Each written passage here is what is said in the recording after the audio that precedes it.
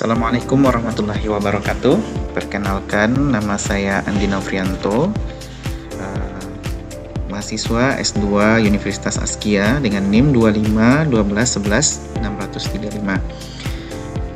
Pada kali ini saya akan mencoba menjelaskan apa itu uji parametrik. Ada uji normalitas, homogenitas, uji T, dan one way ANOVA. Pertama kita masuk uji normalitas. Apa itu uji normalitas? Uji normalitas adalah uji statistik yang digunakan untuk mengetahui apakah data penelitian berdistribusi normal atau tidak.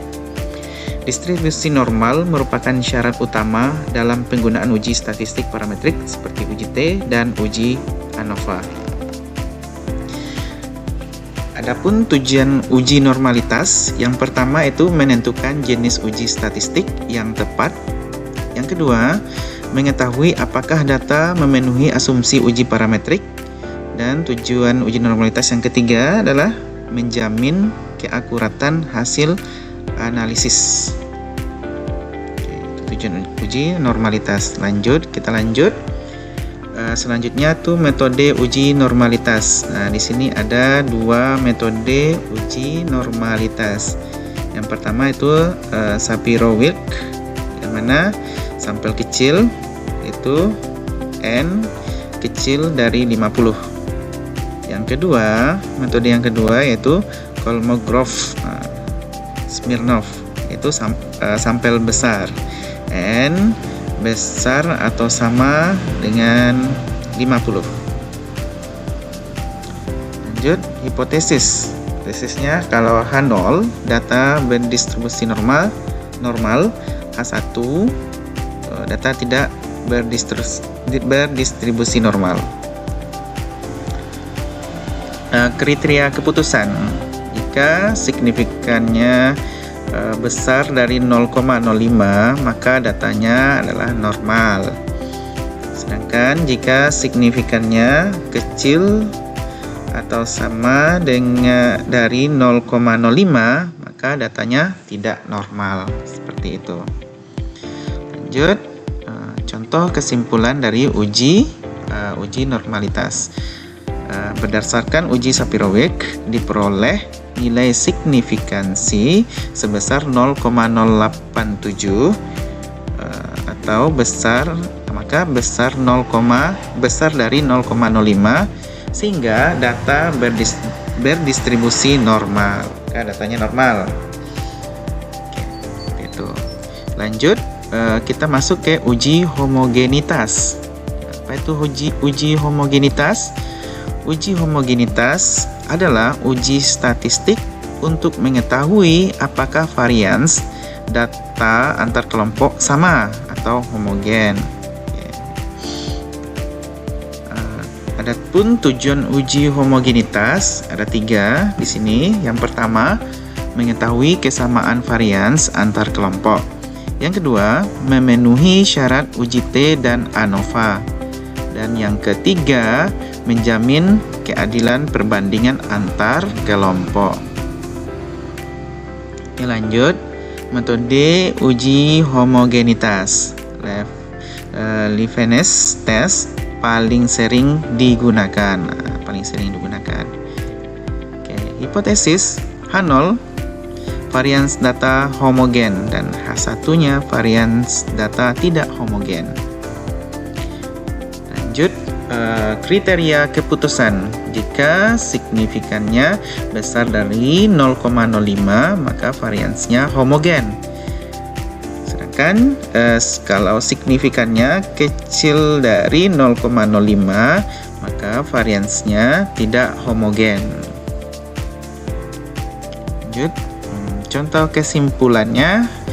Seperti ini ya. Hasil uji Leibniz menunjukkan nilai signifikans 0,214. 0,214 maka itu adalah besar dari 0,05 sehingga varians datanya antar kelompok bersifat homogen. Jadi datanya homogen ya. Lanjut. Nah, itu tadi adalah uji homogenitas. lanjut sekarang kita masuk ke uji T. Nah, uji T ya. Kita masuk ke uji T. Apa itu uji T? Uji T adalah uji statistik parametrik yang digunakan untuk mengetahui apakah terdapat perbedaan rata-rata antar dua kelompok. Oke, diulangi ya. Uji T adalah uji statistik parametrik yang digunakan untuk mengetahui apakah terdapat perbedaan rata-rata antara dua kelompok. Jenis uji T. Jenis uji T di sini ada dua. Yang pertama itu independent sample t-test. Atau apa itu? Dua kelompok yang berbeda. Jadi independent sample t-test ini adalah dua kelompok yang berbeda. Misalnya ada kelas A dan kelas B seperti itu.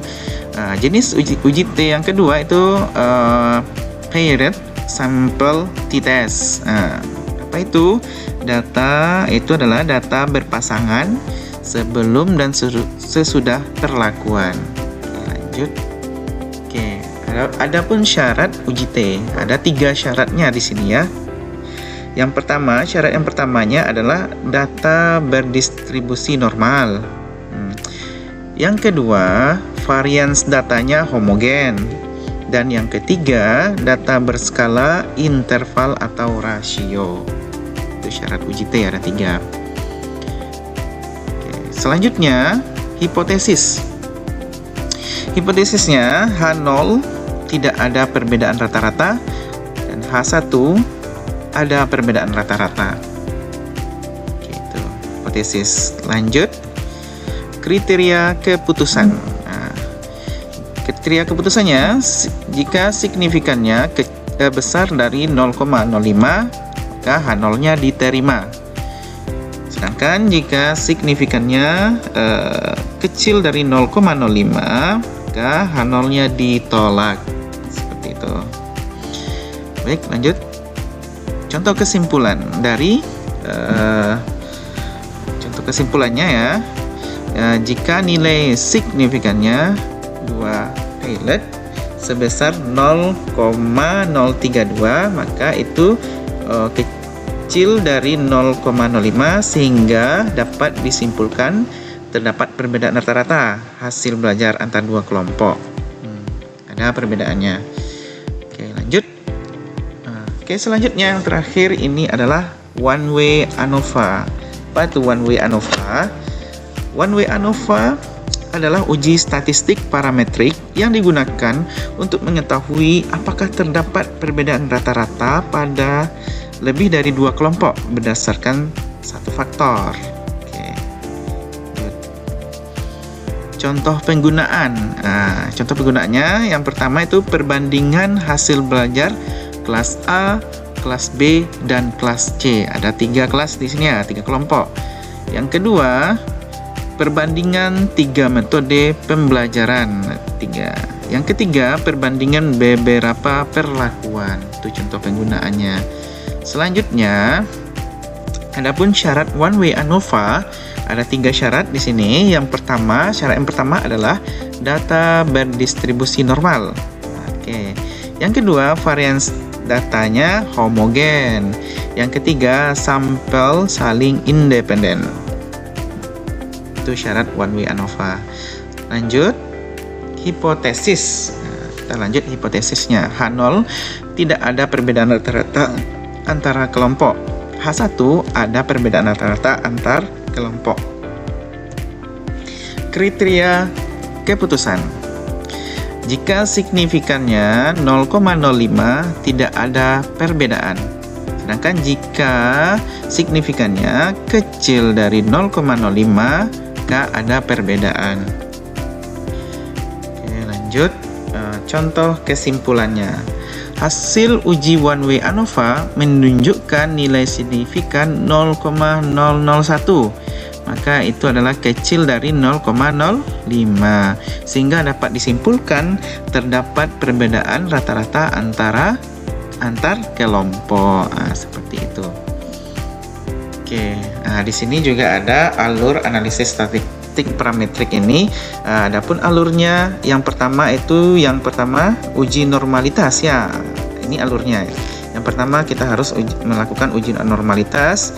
Yang kedua ada uji homogenitas. Yang ketiga baru kita uji T dua kelompok ya, atau one way ANOVA lebih dari dua kelompok ya, besar dari dua kelompok. Seperti itu alur analisis statistik parametrik. Baik teman-teman sekalian, mungkin hanya itu penjelasan tentang analisis statistik parametrik ya. Mungkin sekian dulu dan disudahi dengan Assalamualaikum warahmatullahi wabarakatuh.